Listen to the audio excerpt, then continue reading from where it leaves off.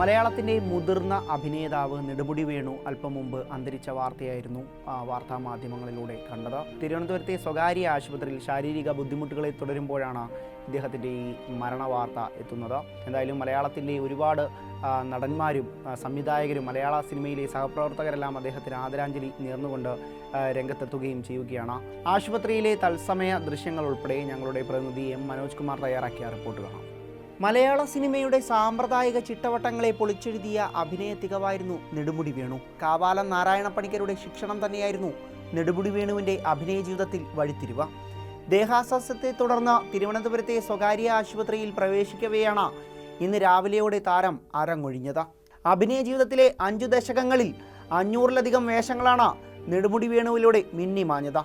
നായകനായും വില്ലനായും സഹനടനായും അച്ഛനായും അപ്പൂപ്പനായും അമ്മാവനായും തൻ്റെ സ്വതസിദ്ധമായ പ്രസരിപ്പിൽ കഥാപാത്രങ്ങളെ എക്കാലവും മലയാളി ഓർത്തെടുക്കുന്ന വ്യക്തിത്വമാക്കി നെടുമുടി വേണു മാറ്റിയിരുന്നു. ആലപ്പുഴ ജില്ലയിൽ നെടുമുടിയിൽ സ്കൂൾ അധ്യാപകനായിരുന്ന PK കേശവൻപിള്ളയുടെയും കുഞ്ഞിക്കുട്ടിയമ്മയുടെയും 5 ആൺമക്കളിൽ ഇളയ മകനായി 1948 മെയ് 22-നാണ് K വേണുഗോപാലൻ എന്ന നെടുമുടി വേണു ജനിച്ചത്.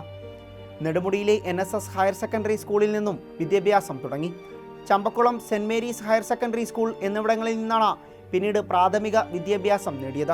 കാവാലം കളരി പിന്നാലെ സിനിമയിലേക്കുള്ള ചുവടുവെപ്പും ഇവിടെ തുടങ്ങുന്നു. വിട പറയുമ്പോൾ ഒട്ടനവധി കഥാപാത്രങ്ങളാണ് ഓർമ്മയിലുള്ളത്.